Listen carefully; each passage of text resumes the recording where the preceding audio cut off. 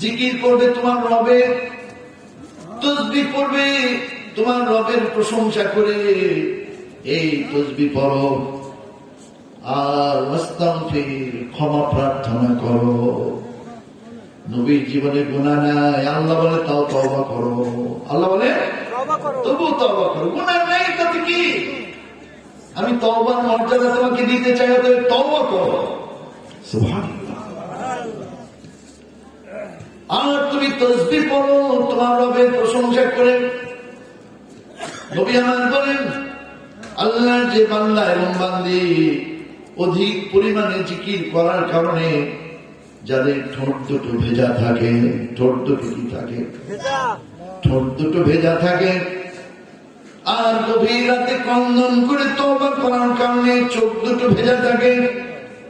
নবী আমার বলেন, যার এই চোখ দুটো ভেজা আর জিকিরের কারণে ঠোঁট দুটো ভেজা, এমন মানুষকে আল্লাহ তাআলা জাহান্নামের আগুনে দেবে না।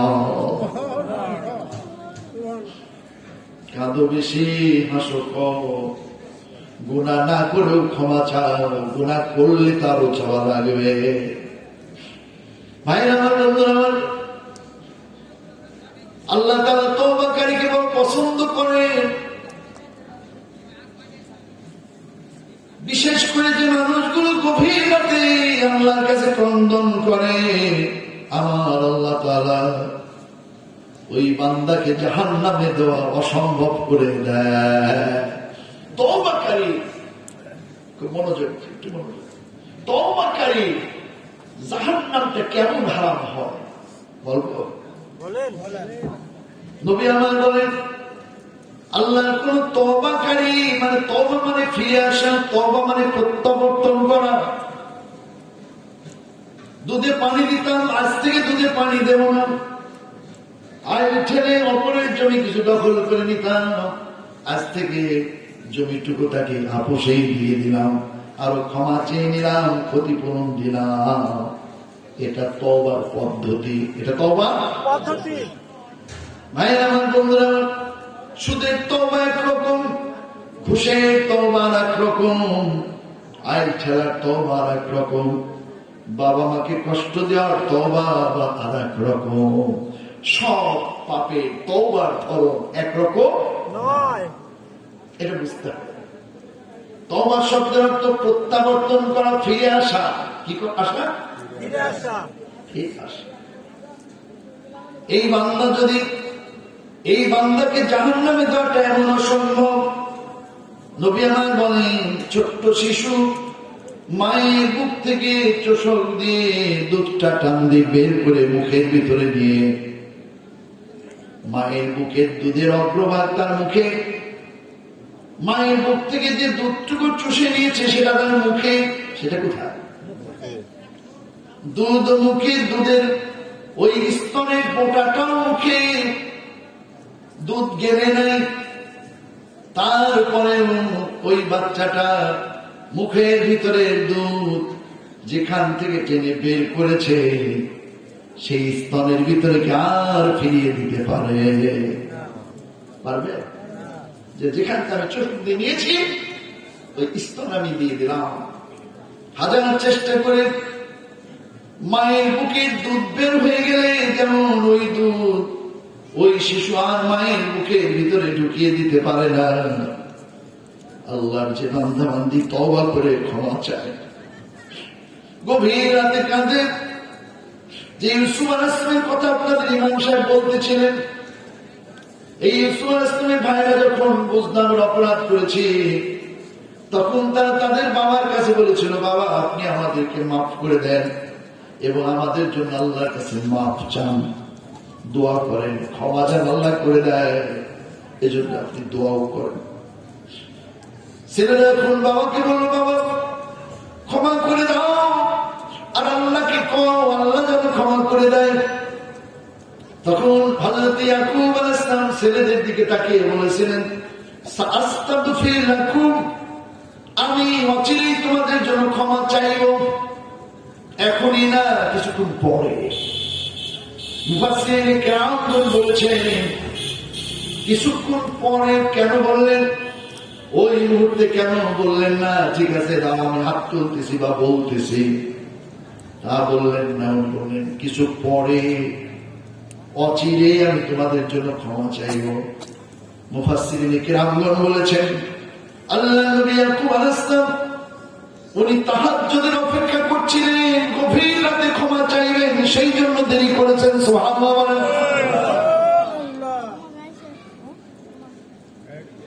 আমার নবী একদিন তিরমিজির হাদিসে না, নবীজি একদিন আল্লাহকে স্বপ্ন দেখলেন। কাকে স্বপ্ন দেখলেন?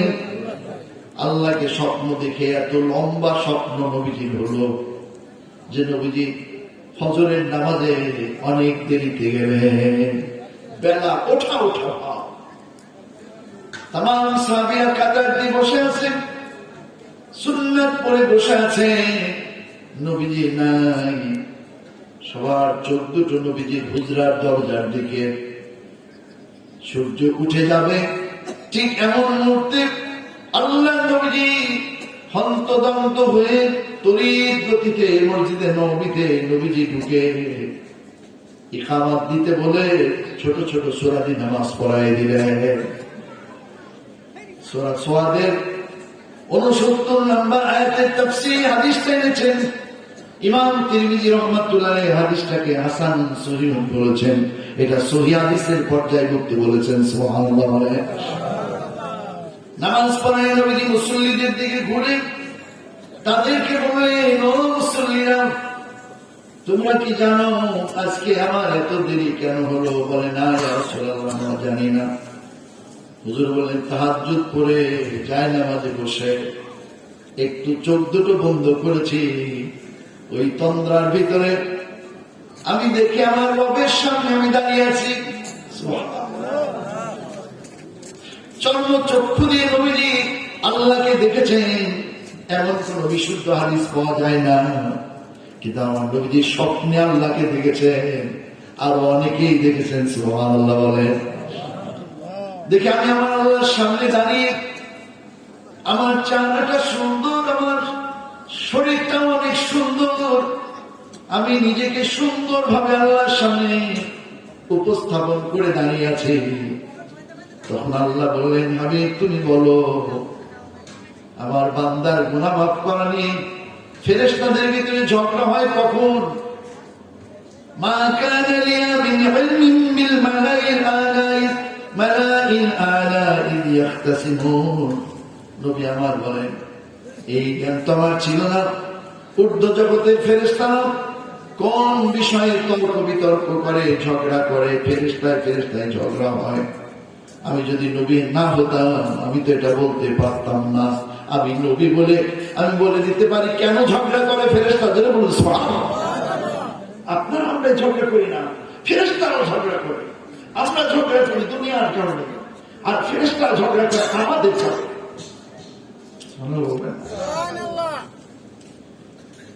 ফেরেশতারা ঝগড়া শুরু করে কিসে, কেন, কখন? নবীজি বললেন আল্লাহ আমি তো জানি না। নবীজি যখন বললেন আমি জানি না, আমার আল্লাহ রাসূলের কাঁধের উপরে তখন হাত রাখলেন। সুবহানাল্লাহ। আমার নবীজি বলে আল্লাহর এই আঙ্গুলগুলো, হাত যখন আমার কাঁধে রাখলেন, আল্লাহর আঙ্গুলগুলো আমার বুকের উপরে, এই আঙ্গুলের শীতলতা আমার ভিতরে হৃদয় পর্যন্ত স্পর্শ করতে লাগলো। তখন আমার কাছে মনে হলো আসমান জমিনে তার তামাম এলেম আমার ভিতরে চলে এলো। আমি সব জানি, সব আমার জানি। তখন আল্লাহ বলেন বলো, এবার বলো। নবীজি বললেন আল্লাহ তোমার বান্দার ব্যাপারে ফেরেশতা ঝগড়া করে তোমার বান্দা বান্দির গুনাহ মাফ করা নিয়ে। আমি কি বোঝাতে পারতেছি? বোঝা যাওয়ার কথা। তোমার বান্দা বান্দির গুনাহ মাফ করা নিয়ে ফেরেশতা ঝগড়া করে। নবী আমার আল্লাহ বললেন আমার বান্দা কোন আমল করলে ফেরেশতারা তার গুনাহ মাফ করা নিয়ে ঝগড়া করেন? নবীজি বললেন আল্লাহ তোমার বান্দা বান্দি নামাজের জন্য যখন প্রস্তুতি গ্রহণ করে, জামাত ধরার জন্য যথাসময়ে নামাজ আদায় করার জন্য এরা যখন প্রস্তুতি গ্রহণ করে, এক ফেরেশতা গুনাহ মাফ করে, আর এক ফেরেশতা ঝগড়া করে। কিভাবে দেখি কয়টা মাফ করেছে? ফেরেশতা বলে দেখো এত গুনাহ মাফ করে দিয়েছে। যে দেখতে চায় সে বলে না, হবে না, এত অল্প গুনাহ মাফ করলে চলবে না, আরো বেশি গুনাহ মাফ করতে হবে। বলুন সুবহানাল্লাহ। একজন কাটে, আর একজন বলে এই কয়টা কাটলে হবে না, আরো বেশি করে গুনাহ মাফ করতে হবে। সুবহানাল্লাহ। আল্লাহ বলেন হাবিব তুমি বলো আর কিসে তোমার উম্মতের আমার বান্দার গুনাহ মাফ করনি ফেরেশতাদের ভিতরে ঝগড়া হয়। তখন নবীজি বললেন হায় আল্লাহ, তোমার বান্দা মাদি নামাজের পরে মসজিদে বসে যায়, নামাজে বসে যখন একটু দেরি করে, নামাজের পরে কিছু মানুষ মসজিদে থেকে উঠতে চায় না, কিছু করে আবার থাকে। কিছু মানুষ আছে সালাম ফেরানোর সঙ্গে সঙ্গে কার ঘাড়ের উপর দিয়ে, কার রানের উপর দিয়ে, মাথার উপর দিয়ে পাও ফেলে ফেলবে, সামনে দিয়ে বের হয়ে যা। নাউজুবিল্লাহ। নবীজি বলেন আল্লাহ, তোমার যে বান্দা বান্দিরা নামাজের পরেও কিছুক্ষণ যায় নামাজে দেরি করে, মসজিদে দেরি করে, তখন ফেরেশতা একজন গুনাহ মাফ করে, আর এক ফেরেশতা দেখতে চায়, ঝগড়া লাগিয়ে নেয়। কি লাগিয়ে নেয়? এই কয়টা গুনাহ মাফ করছে, নামাজ হয়ে গেছে কখন, সব মুসল্লি চলে গেছে, আর আল্লাহর বান্দা আল্লাহর ঘরের মধ্যে এখনো বসে রয়েছে, আর এই কয়টা গুনাহ মাফ আরো মাফ করতে হবে। সুবহানাল্লাহ। একটা সুযোগ আল্লাহ দিয়েছে, এজন্য একটু বসবে। নবীজি ফরজ নামাজের পরে 3 বার ইস্তেগফার করতেন, একবার আল্লাহু আকবার বলতেন, আয়াতুল কুরসি পড়তেন। সুবহানাল্লাহ। এই প্রত্যেকটা ফজিলত রয়েছে। আল্লাহ বলেন হাবিব তুমি বলো আর কোন আমল করার সময় বান্দার গুনাহ মাফ করা নেই, ফেরেশতা ঝগড়া করে তুমি বলো। তখন নবীজি বললেন আয় আল্লাহ, 3 নম্বরে তোমার বান্দার অসুবিধা থাকার পরেও যারা ওযু করে, ঠান্ডা লেগেছে, শৈত্য প্রবাহ চলছে, হাত পা বরফ হয়ে গেছে, পানি বরফের মতো ঠান্ডা। আমি এবার দেখেছি ইউটিউবে একজন মুসলমান তুষার পড়ছে, পানি বরফ হয়ে গেছে, বরফ দিয়ে ওযু করতেছে। সুবহানাল্লাহ। কুচে কুচে বরফ দিয়ে ওযু করছে।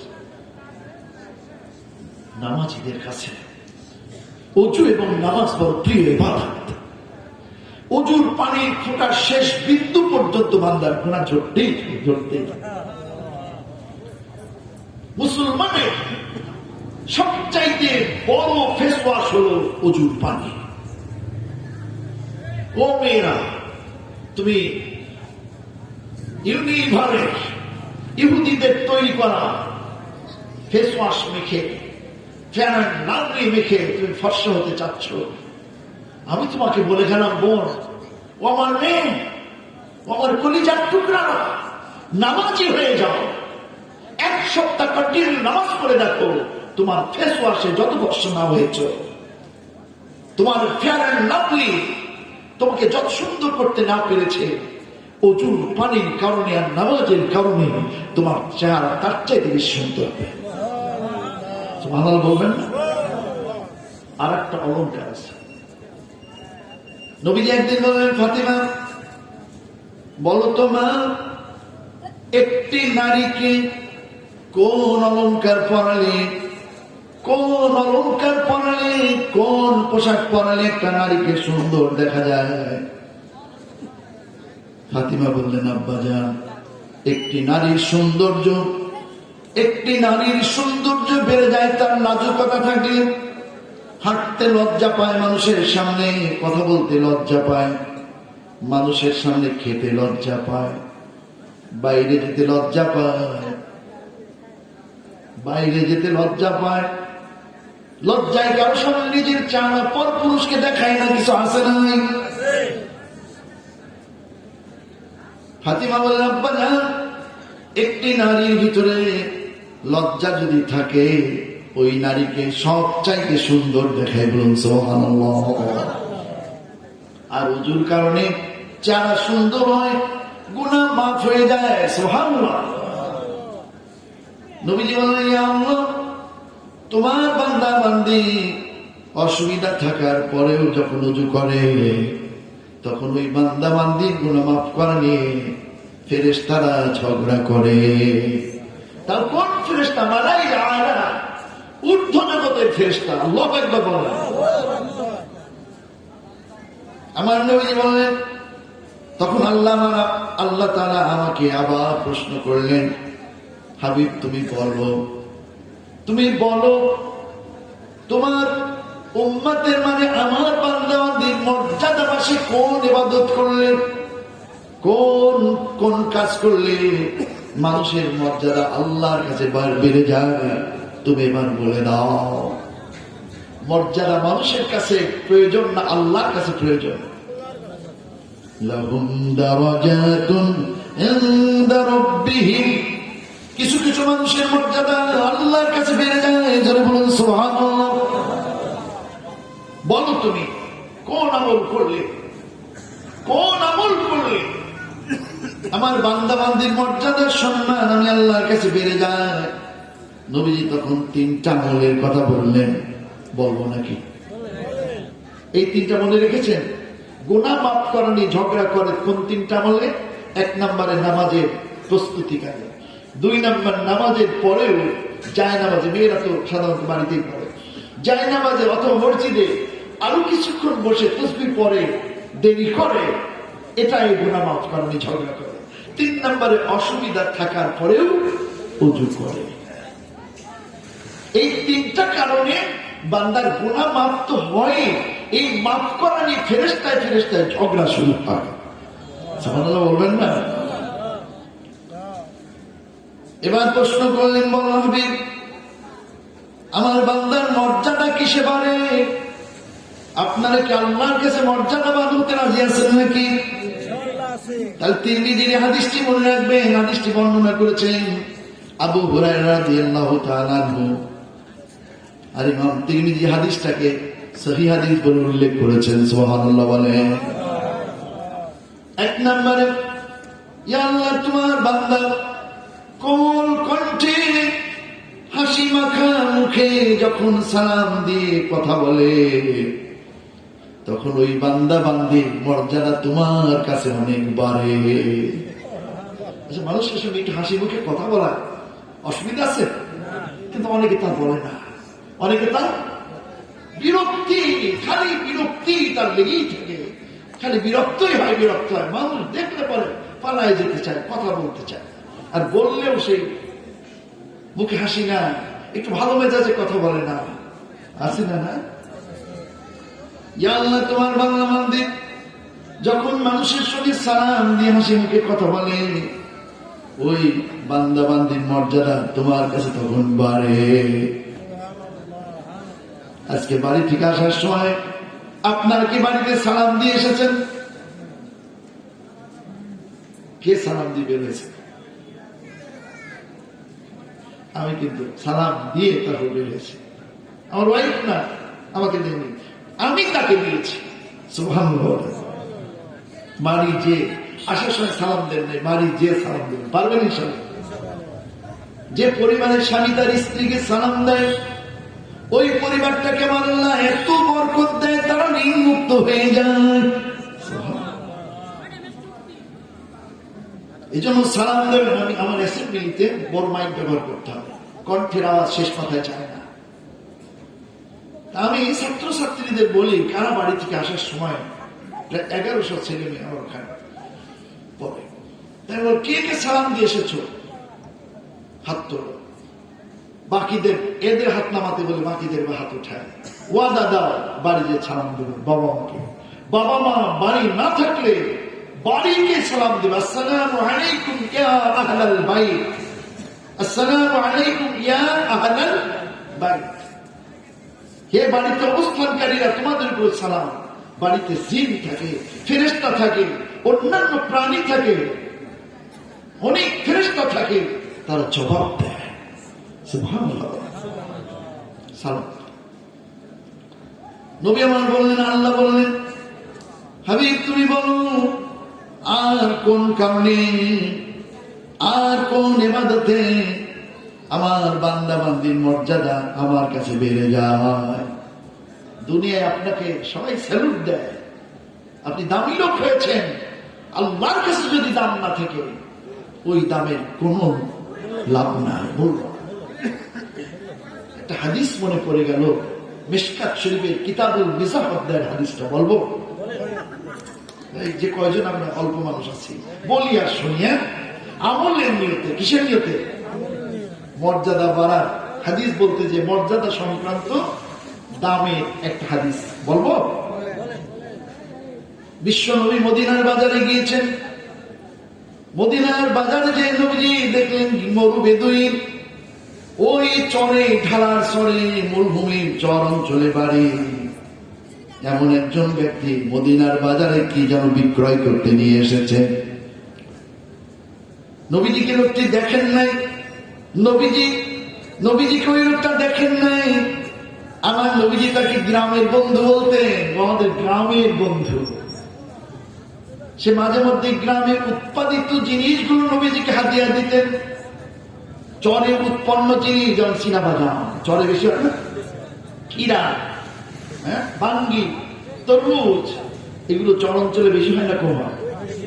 এই যে আপনার অমৌসুমে যে তরমুজ খান, এই যে কালো কালো বা বড় বড় খুব মিষ্টি তরমুজ, এগুলো আমাদের এলাকায় বলে কুয়া কাটার তরমুজ।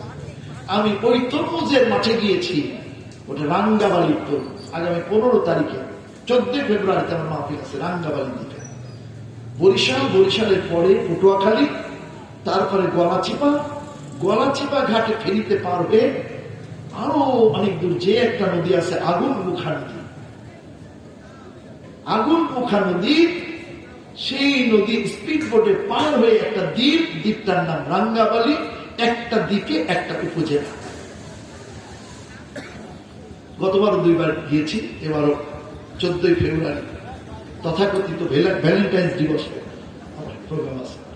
আমি দেখেছি এত বড় তরমুজ, যেমন মিষ্টি ইলিশ। আমি খাই আর বলি, হ্যাঁ এই ইলিশ তো আমাদের এলাকায় এখন পাওয়া যায় না। ইলিশকে সাবান দিয়ে হাত ধুতে হয়, এত তেল আনা ইলিশ। বলে হুজুর, এটা তো ক্যাট খাওয়াচ্ছে। ক্যাট মানে বিড়াল না, ক্যাট মানে বাস না, ওই বেছে বসে যেগুলো ছিল।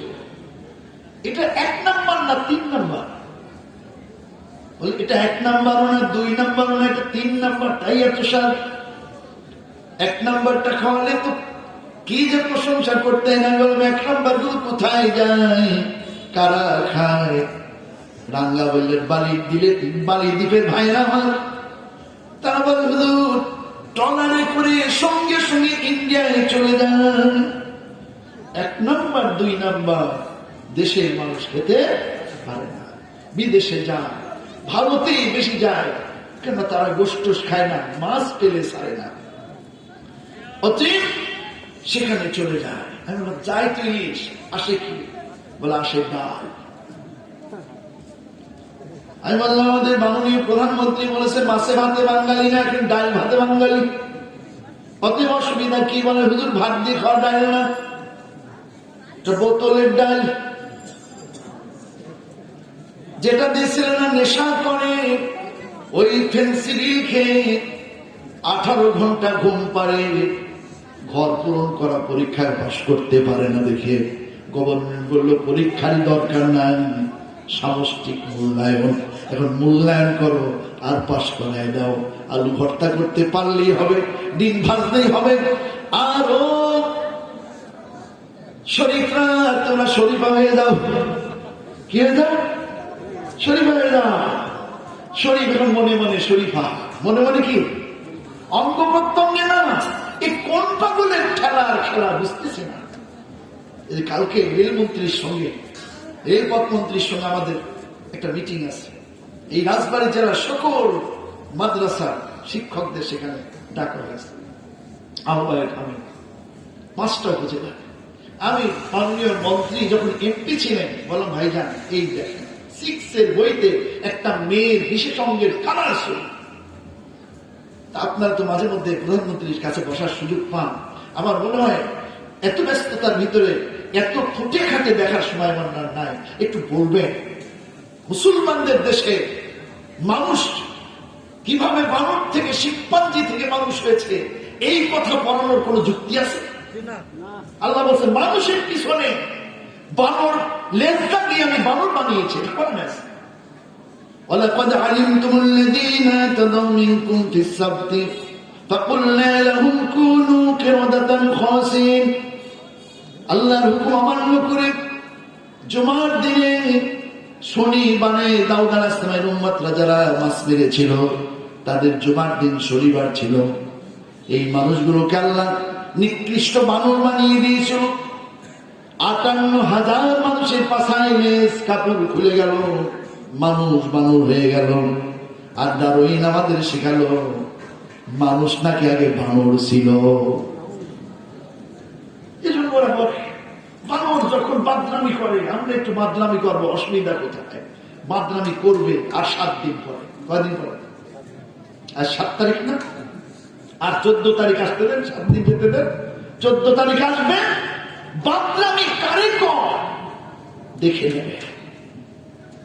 গার্লফ্রেন্ডকে পিছনে বসিয়ে এক্সেলেটার ঘুরিয়ে সমস্ত গতি বাইকে দিয়ে এমন জোরে চালাবে, অ্যাক্সিডেন্ট হলে মৃত্যু ঘটতে একটু সময় লাগে না, মনে হয় আজরাইল লাগেই নাই। বিনা আজরাইলে জান কবজ হয়ে যায় এমন অ্যাক্সিডেন্ট।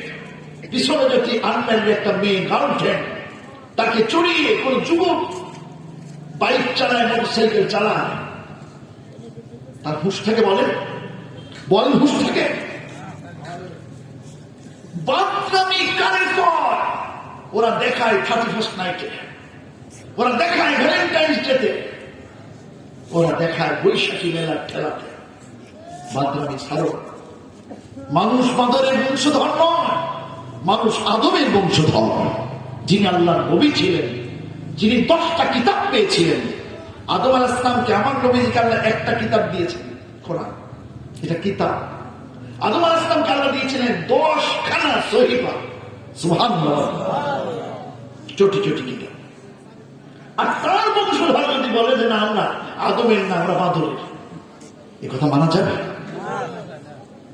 বাদরের লজ্জা নাই, ওদের লজ্জা থাকে না, কথা ঠিক কিনা? এই জন্য এখন সমকামিতা করে নূহ আলাইহিস সালাম, লূত আলাইহিস সালামের জামানার মতো আল্লাহর গজব টেনার জন্য কিছু কাজ করছে কিছু মানুষ, আছে না? না, শরীফকে বলা হলো তুমি তো এখন মনে মনে শরীফা। মনে মনে কি শরীফা? তুমি বিয়ে করবা কাকে? বলে আমি এখন যেহেতু মেয়ে, দেখো না মেয়েদের মতো 3 পিস পড়েছি, মেয়ে মানুষের মতো চুল ঢেকেছে, আমি এরকম আল্লাহ করে মেয়ে মানুষের মতো চলছে। ও তুই আমি তো মেয়ে, আমি বিয়ে করবো একটা ছেলেকে, আমাকে বিয়ে করবে একটা ছেলেকে। বলে ছেলে খুদাকে পীড়িত করবে তুমি কি দিয়ে? তোমার ওই ছেলেরা তো বলে নিজেরা একটা মিউচাল করে। তার মানে সমকামিতার দিকে আগাবো পরোক্ষভাবে নেপথ্যে থেকে। এইটা বুঝাতে চায় এদেশের মুসলমান কেন কোন হিন্দু ভাই এটা রাজি নাই, কথা ঠিক কিনা? কোন হিন্দু ভাইও এটা কোনদিন মেনে নিতে পারে না।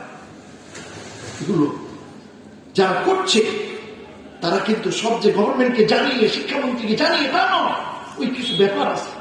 আপনাদের সম্ভবত এই ইউনিয়ন কি পাশে একটা ইউনিয়নে গত বছর একটা তাফসীর মাহফিল শেষে যে ছেলেরা আমার মেহমানদারি করছে, ওরা বললো হুজুর, যে ছেলেটা আমাদের যে বন্ধুটা হুজুরদের উঠিয়ে উঠিয়ে খাওয়াতো, সে এখন আল্লাহকে বিশ্বাস করে না। কেন? বলে ছেলেটি যখন স্কুলে পড়তো 5 ওয়াক্ত নামাজি ছিল, ওই ছেলেটি কলেজে থাকা অবস্থায় তাহাজ্জুদ পড়তো, বিদ্যালয়ে দর্শন সাবজেক্টে ভর্তি হলো, অসুবিধা নাই। কিন্তু এমন একজন শিক্ষক তার জীবনের আইডল হলো, এমন একজন শিক্ষককে সে গুরু হিসাবে মানল, যে শিক্ষকটা নাস্তিক ছিল, ওই ছেলেটিকে বুঝিয়ে বুঝিয়ে নাস্তিক বানিয়ে দিয়েছে। সেখানে এখন বলে there is no God, no creator, no ঈশ্বর, নো আল্লাহ, নো ভগবান। নো পাওয়ার, নো আদার্স, কিচ্ছু নাই। মানুষ নাকি বানরের বংশধর। নাউজুবিল্লাহ বলা যাবে? নাউজুবিল্লাহ বলা যাবে? আমি বললাম কথা তো ঠিকই আছে। গাভীর পেটের নিচে পাত্র রেখে টানলে পরে দুধ পাওয়া যায়। কি পাওয়া যায়? গাভীর পেটের নিচে বালতি রেখে, পাত্র রেখে, পাতিল রেখে আপনি টানবেন, কম বেশি দুধ আপনি পাবেন। কিন্তু বলদের পেটের নিচে যদি, বলদের পেটের নিচে পাত্র রেখে যদি আপনি টানেন, দুধ কি পাবেন? চুপ করে আছে তারা, তার পাবেন না। বলদের শরীর থেকে ওই জায়গা থেকে দুধ বানায় না, বানালে মদ বানায়। কথা ঠিক কিনা? অতএব সেগুলো আল্লাহ বলছে কুনু মা'আস সাদিকিন, আল্লাহ ওয়ালাদের সঙ্গী হয়ে যাও। আর সে নাস্তিককে, তার নাস্তিকের সঙ্গী হয়ে গেছে। অতএব বলদের ভিতরে যা ছিল তাই বেরোয়েছে। আমি তো বলদ, ভদ্র ভাষায় বললাম। আল্লাহ কোরআনে বলেছেন তার চাইতে খারাপ। উলাইকা কাল আনআম বাল হুম আযাম উলাইকা হুমুল গাফিলুন। কিছু মানুষ সম্পর্কে বলতে জানলা বলে ওরা জানো, ওরা যেন উলাইকা কাল আনআম, ওরা জানোয়ারের ন্যায়। তারপর বলছেন বাল হুম আযাম, তার চাইতে খারাপ। আপনি গভীর রাতে ওয়াজ শুনে যাবেন, ডবল কম্বলের নিচে স্ত্রী ঘুমাচ্ছে টের পাবে না, লেপ মুড়ি দিয়ে সন্তান ঘুমাচ্ছে টের পাবে না, কিছুই গায়ে না। এই প্রচন্ড শীতের রাতে ঘর নাই, গায়ে একটা পোশাক নাই। ওই আপনার বাড়ি কুকুরটা কোন রকম জলসম হয়ে কোথাও শীতে কাতর হয়ে পড়ে আছে। খেয়েছি কি খাই নাই কেউ খবর নেই নাই। ওই কুকুরটা আপনাকে দেখে এগিয়ে এসে মাথাটা নিচু করে লেজ ধরে আপনার ঘর পর্যন্ত এগিয়ে দেয়। ও বোঝাতে চায় প্রভু গো, এই দেখো আমি কিন্তু আমার ডিউটি ঠিকই পালন করেছি। এখন এতক্ষণ চোর তাড়িয়েছি, এতক্ষণ ডাকাতের সামনে রয়্যাল বেঙ্গল টাইগারের মতো ঝাঁপ দিয়ে পড়েছি, গাছের একটা পাতা পড়লেও ছুটে গিয়েছি, যায় না? শ্রীগাল, বন বিড়াল এগুলো তাড়িয়েছি, অপরিচিত কাউকে আমি বা বাড়ির ভিতরে ঢুকতে দিই নাই। কিন্তু প্রভু গো, তুমি এসেছ, আমি ঘেউ ঘেউ করি না, তোমাকে সম্মান দিয়ে আমি এগিয়ে নিচ্ছি। কুকুরের এই গুণটা আছে না? না, ও চিনেছে যে আমার প্রভু এসেছে, আমার মনিব এসেছে। কে এসেছে? আমার প্রভু এসেছে, আমার মনিব এসেছে। একটা পায়খানা খাওয়া কুকুর তার প্রভু বা মনিবকে চেনে কিনা আপনার বলেন? কিন্তু যে মানুষ আশরাফুল মাখলুকাত হয়ে, সৃষ্টির সেরা হয়ে, এত জ্ঞান আল্লাহ দিয়ে তাকে পাঠায়, সেই মানুষ যদি তার প্রভুকে নাই বলে, আল্লাহ নাই, সৃষ্টিকর্তা নাই, ক্রিয়েটর নাই, এই কথা যারা বলে, বলেন তো দেখি তারা কুকুরের চাইতে অধম না উত্তম? কুকুরের চাইতে অধম। এই জন্য বলেন বাল হুমাদান, তার চাইতে খারাপ। জানোয়ার তার প্রভুকে চেনে, জামাটা প্রভুকে চেনে, মনিবকে চেনে। যে মানুষ মানুষ হয়ে তার প্রভুকে চেনে না, আল্লাহকে চেনে না, ও মানুষ কুকুরের চাইতে, পায়খানা খাওয়া কুকুরের চাইতে নিকৃষ্ট কিনা বলে? আল্লাহ বলেছেন, আমি তো বলদ বললাম, আল্লাহ বলেছে জানোয়ারের চাইতে খারাপ। ভাই আমার বন্ধুরা,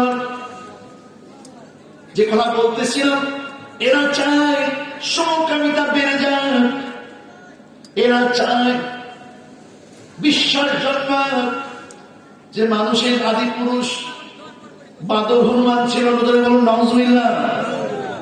এই জন্য আমার ভাইরা সন্তানদেরকে ব্যক্তিগত উদ্যোগে অথবা যে প্রতিষ্ঠানে প্রাতিষ্ঠানিক উদ্যোগে দিন শিক্ষা দেয়, এই সাধারণ শিক্ষার পাশাপাশি দিনের শিক্ষা, দিনের তালিম, কোরআনের এলেম, এগুলো না দিয়ে পরে অনতি বিলম্বে আপনি বৃদ্ধাশ্রমে যাবেন, বাঁচতে যদি চান সন্তানকে সাধারণ শিক্ষার পাশাপাশি দিনই শিক্ষা দেন।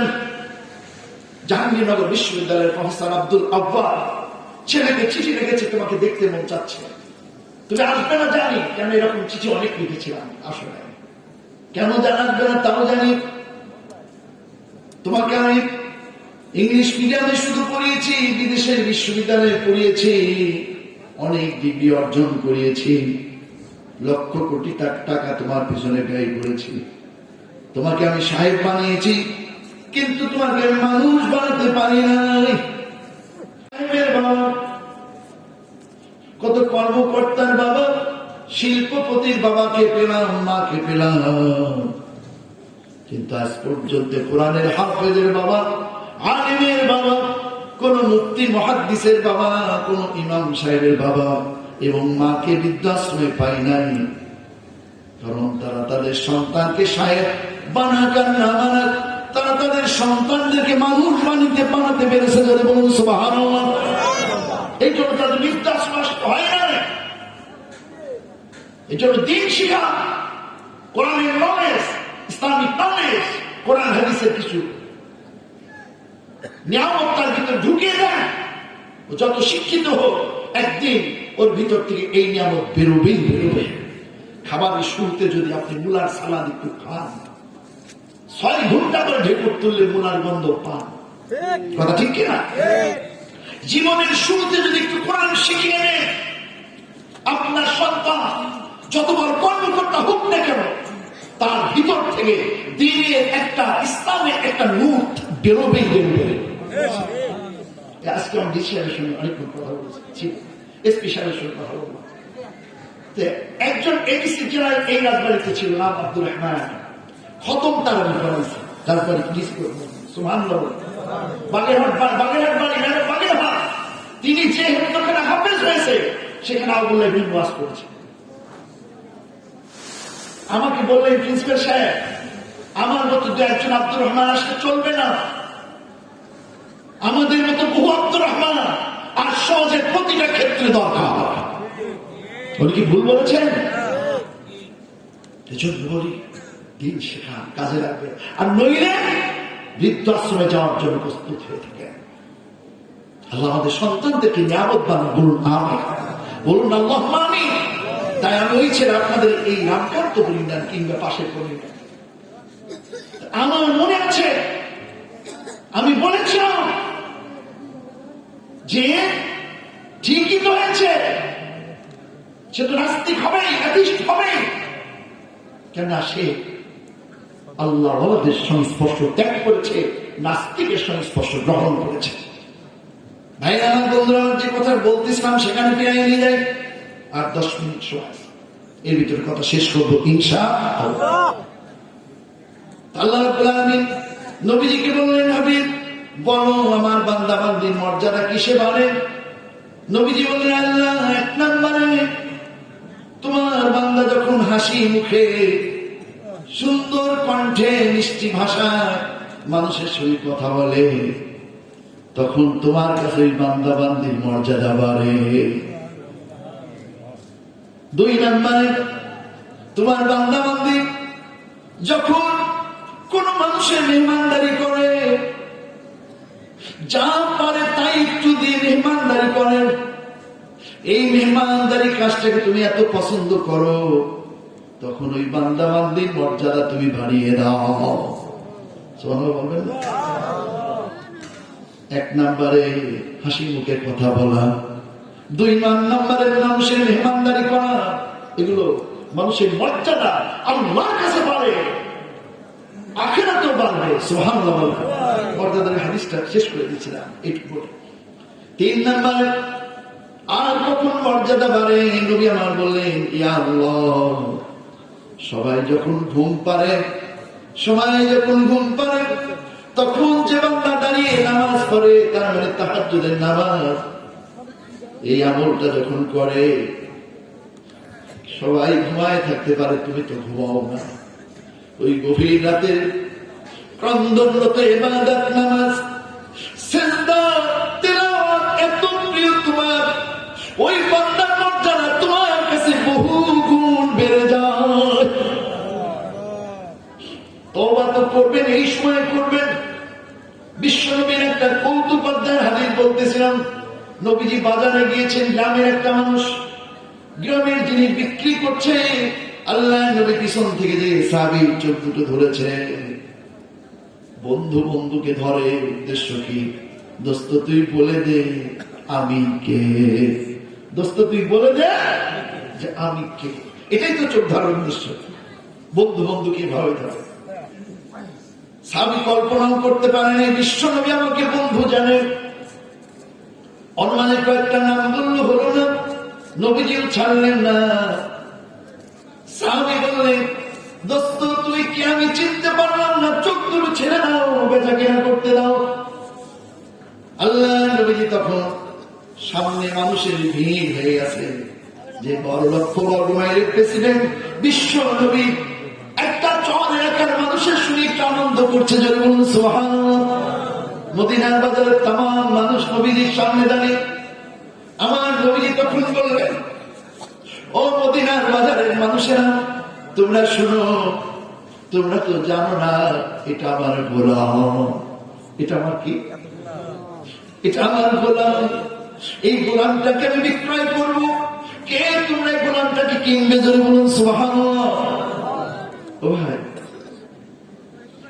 আপনি আমি কেউ কাউকে গোলাম বললে মাইন্ড করবো, কিন্তু বিশ্বনবী যদি বলে এটা আমার গোলাম, গোলাম মানে একটা শব্দের অর্থ হচ্ছে, একটা অর্থ ছেলে, এটা আমার ছেলে, এটা আমার গোলাম, আমার দাস চাকর ধরলাম। এমন যদি নবী আমাকে বলতো, এই আব্দুল্লাহ ইব্রাহিম নিজেকে ধন্য মনে করত যে আমি রাসূলের গোলাম। জোরে বলুন সুবহানাল্লাহ। হযরত ওমর তাই হাসানকে বলেছেন, হাসান তুমি নাকি গালি দিয়েছো, আমি নাকি তোমার নানার গোলাম, তুমি লিখে দাও। হযরত হাসান রাদিয়াল্লাহু তাআলা লিখে দিয়েছিলেন, সিগনেচার করেছিলেন। তখন হযরত ওমর কাগজটা চুমু দিয়ে বলেছিলেন, কিয়ামতের ময়দানে অন্য পরিচয় যদি আমি নাজাত নাও পাই, হাসান লিখে দিয়েছে আমি তার নানার গোলাম, এই পরিচয়কে আমি নাজাত পেয়ে যাবো। জোরে বলুন সুবহানাল্লাহ। এটা আওয়াজ দিয়ে বলুন না সুবহানাল্লাহ। নবীজি বলছেন আমার গোলাম বিক্রি করবো। সাহাবী এতক্ষণে চিনতে পেরেছে, এতক্ষণে চিনতে পেরেছে আমার চোখ দুটো কেউ ধরে নাই, বিশ্ব নবী ধরেছেন। যদি বলুন সুবহানাল্লাহ। আর একবার বলল না ছেড়ে দাও, বরং নিজের পিঠটাকে নবীজির বুকের সঙ্গে লাগিয়ে কেঁদে ফিরে বললেন, ইয়া রাসূলুল্লাহ, এমন এক গোলামকে বিক্রয় করার ঘোষণা দিলেন, এই পৃথিবীর মানুষ কেউ তাকে বেশি দাম দিয়ে কিনবে না। মদিনার মানুষ আমাকে বেশি দাম দেবে না। দেখতে আমি সুন্দর না, স্বাস্থ্য আমার ভালো না, অতএব আমাকে বেশি দামে কেউ কিনবে না। আমাকে বিক্রি করলে সামান্য টাকা আপনি পাবেন। আমার নবীজি সাহাবীকে চোখ দুটো ছেড়ে বুকের সঙ্গে জড়িয়ে আমার নবীজি সেদিন বলেছিলেন, সাহাবীরে শুনে রেখে দে, মদিনার বাজারের মানুষরা তোমাকে দাম নাও দিতে পারে, কিন্তু তোমার দাম আল্লাহ এবং আল্লাহ রাসূলের কাছে অনেক অনেক বেশি আছে। যদি বলুন সুবহানাল্লাহ। এই দুনিয়ার এই সম্মান, প্রধান বক্তা, বিশেষ বক্তা, এই সম্মান বড় না। এমপি মন্ত্রী ডিসি এসপি বড় সম্মান না, আল্লাহর কাছে সম্মান বেশি, সে দামি বেশি। যদি কোন ঠিক কিনা? তাই বলতেছিলাম, নবীজিকে আল্লাহ বললেন, বলো রাসূল আমার বান্দা বান্দির মর্যাদা কখন মানে? নবীজি 1 নম্বরে বললেন যখন হাসি মুখে কথা বলে, 2 নম্বরে মেহমানদারি করে, আর 3 নম্বরে तमाम মানুষগুলো যখন ঘুম পারে, তখন যে মানুষগুলো দাঁড়িয়ে নামাজ আদায় করে, চোখের পানি ফেলে কাঁদে, তওবা করে ক্ষমা চায়, ওই বান্দা বান্দির মর্যাদা তখন তোমার কাছে অনেক অনেক অনেক বেড়ে যায়। ভাইরা, তাই বলতেছিলাম, তওবার একটা বিশেষ সময় আছে, যে কোনো সময়ে পড়বেন, বিশেষ সময়ে পড়বেন। তওবার আর একটা ঘটনা দিয়ে একটু কথা শেষ করতে যাচ্ছি, সময় ফুরিয়ে গেছে। 40,000 হাদিস দিয়ে একটা কিতাব লিখছেন ইমাম আহমদ ইবনে হাম্বল। গভীর রাতে একদিন উনি যেতে শীতে কাতর হয়ে একটা রুটির দোকানে যে রুটি বানানো ছেলেটির কাছে বললো, বাবা আমি তোমার কাছে বসে একটু আগুন পোয়াতে চাই, আগুন তাপাতে চাই। ছেলেটি বলল অসুবিধা নাই। ইমাম আহমদ ইবনে হাম্বল দেখলেন ছেলেটি রুটি বানায় আস্তাগফিরুল্লাহ বলে যায়, রুটির শাকে আস্তাগফিরুল্লাহ, রুটি রাখে পাত্রে রাখে আস্তাগফিরুল্লাহ, শুধু তওবা, শুধু তওবা করছে। ইমাম আহমদ ইবনে হাম্বল অনেক কথা বলেছিলেন, সংক্ষিপ্ত কথা না। ইমাম আহমদ ইবনে হাম্বল ছেলেটিকে বলল, বাবা তুমি এত বেশি আস্তাগফিরুল্লাহ কেন বলো? হুজুর আস্তাগফিরুল্লাহ তওবার যে ফজিলত বরকত আমি পেয়েছি, আমি জীবনে আস্তাগফিরুল্লাহ ছাড়তে পারবো না। কি পেয়েছো? বলে আমি আমলটা করার কারণে যখন আমি কোন দোয়া করি আমার দোয়াটা আল্লাহ কবুল করে নেয়। ইমাম আহমদ বললেন তোমার জীবন কি সব দোয়া কবুল হয়েছে? একটাও কি বাদ যায় নাই? আপনারা শুনতেছেন? সব দোয়া কি তোমার কবুল হয়েছে? ছেলেটি বলল জীবনে একটা দোয়া কবুল হয় নাই। আমি একদিন শুনতে পেলাম এই যুগের শ্রেষ্ঠ মুহাদ্দিস আহমদ ইবনে হাম্বল, আমি আল্লাহর কাছে দোয়া করলাম, আল্লাহ আমি রুটির দোকানদারের কর্মচারী, যাওয়ার সময় পাই নাই, তুমি দয়া করে আহমদ ইবনে হাম্বলের সঙ্গে আমার একটু দেখা করার ব্যবস্থা করে দাও। ওই দোয়াটা আজও কবুল হয় না। ইমাম আহমদ ইবনে হাম্বলের সাক্ষাৎ আমি আজও পাই নাই। ইমাম আহমদ ইবনে হাম্বল রাহমাতুল্লাহ চোখের পানি ছেড়ে সেলিনকে বুকের সঙ্গে ধরে বলল, বাবা আর কেঁদো না, আর দুঃখ করো না, তোমার ওই দোয়াটা আল্লাহ কবুল করে নিয়ে গভীর রাতে আহমদ ইবনে হাম্বলের ঘাট ধরে তোমার কাছে উপস্থিত করে দিয়েছে। তুমি বলছো দোয়াটা কবুল করবে না? তোমার সামনে যে তুমি যাকে দেখতে পাচ্ছ সে হচ্ছে আহমদ ইবনে হাম্বল। জোরে বলুন সুবহানাল্লাহ। তওবা এত ফজিলত। নবী আমার বলেন কানাল কিফল মিন বনি ইসরাঈল, বনি ইসরাঈলের মধ্যে কিফল নামক একটি লোক ছিল, সারা জীবন ব্যভিচার করত, সুন্দরী মেয়ে পেলে ছাড়তো না, জোর করে হোক, টাকা দিয়ে হোক, বাগিয়ে হোক, পটিয়ে হোক ব্যভিচার করত। আর তার ইমরাতুন, তার কাছে একটা মহিলা আসলো, কিছু সাহায্য চাইলো। কিফল তাকে 60টি স্বর্ণ মুদ্রা দিল, একটা রাত তুমি আমার বিছানায় থাকবে, কিচ্ছু চাই না, একটা রাত শুধু আমার বিছানায়। গভীর রাতে কিফল যখন মেয়েটির দিকে হাত বাড়াচ্ছে, তাকিয়ে দেখলো দুটো চোখ দিয়ে শুধু পানি পড়ছে, থরথর করে মেয়েটি কাঁপছে। কিফল বললো, আমি তো তোমাকে আমার ঘরে আসতে বাধ্য করি নাই, তুমি টাকা নিয়েছো এসেছো, এত কান্নাকাটি কি আছে? মেয়েটি বলল, জীবনে ইতিপূর্বে কোনদিন এই পাপ আমি করি না, জীবনের প্রথম এই পাপটি করতে এসে আমার অন্তরাত্মা কেঁপে উঠেছে। কি শাস্তি আমার আক্রান্ত হবে, আমি ভয় থরথর করে কাঁপছি, আর চোখ দিয়ে পানি বেরোচ্ছে। কি ফল হলো? জীবনে একবার কেমন ব্যভিচার করতে এসে এত ভয় পাচ্ছ? আমার জীবন বলে এই পাপটা আমি বারবার করেছি, আবার কি উপায় হবে? অন্তরে পরিবর্তন করার মালিককে। সে বলল, আমি তোমার সঙ্গে কাজ করবো না, বলতে তুমি যাও, টাকাগুলো নিয়ে যাও, তোমার গায়ে হাতও দেব না। জোরে বলুন সুবহানাল্লাহ। মেয়েটি চলে যাচ্ছে। কিফল তখন বলছে, দাঁড়াও, আমি তওবা করবো, তুমি সাক্ষী হয়ে যাও। সুবহানাল্লাহ। আর তার থানা 60 দিনার, সে তাকে 60টি স্বর্ণ মুদ্রা দিয়েছিল। তওবা করলো, মেয়েটি চলে গেল। আজরাইল আসলাম এসে জানটা বের করে নিল। আব্দুল্লাহ ইবনে ওমর রাদিয়াল্লাহু তাআলা বলেন, আমার নবীজিকে এই হাদিসটা আমি 7 বারেরও বেশি বার বলতে শুনেছি। সুবহানাল্লাহ। কেন একবার এই হাদিসটা বলতে? গুনাহ করে করে